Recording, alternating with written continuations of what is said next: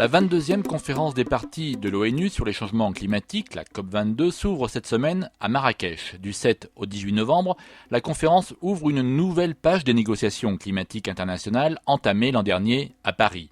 L'accord de Paris est d'ailleurs entré officiellement en vigueur le vendredi 4 novembre.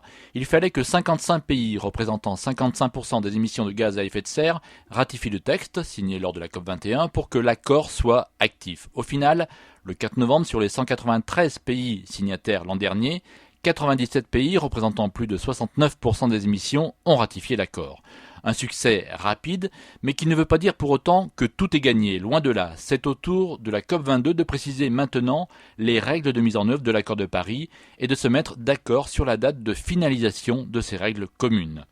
Un point d'étape de l'accord climat était initialement fixé à 2020, mais puisque les ratifications sont intervenues plus vite qu'espéré, de nombreux États demandent à ce que ce point d'étape soit avancé à 2018. D'autant que depuis un an, l'urgence climatique s'est accélérée encore un peu plus. En 2016, la hausse des températures a été continue. La planète devrait battre cette année son 3e record consécutif de chaleur. L'ancien président du GIEC, Robert Watson, souligne d'ailleurs que le réchauffement se produit beaucoup plus vite que prévu.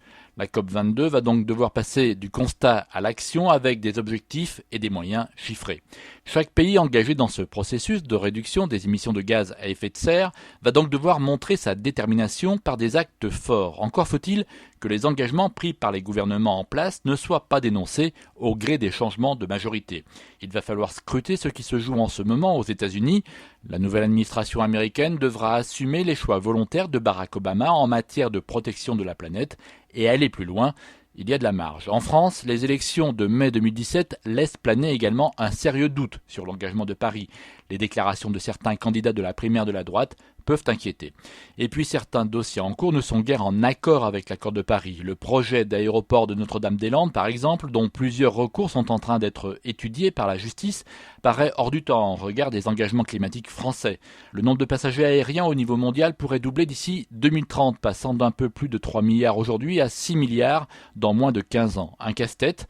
La dernière étude publiée par la revue américaine Science est frappante.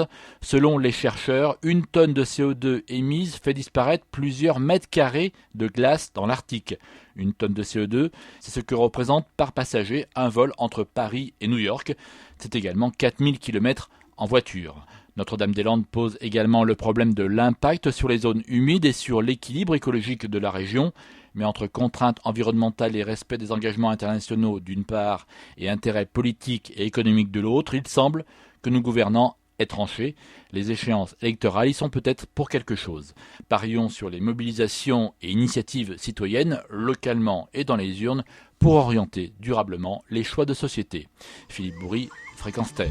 Retrouvez et podcastez cette chronique sur notre site fréquenceterre.com.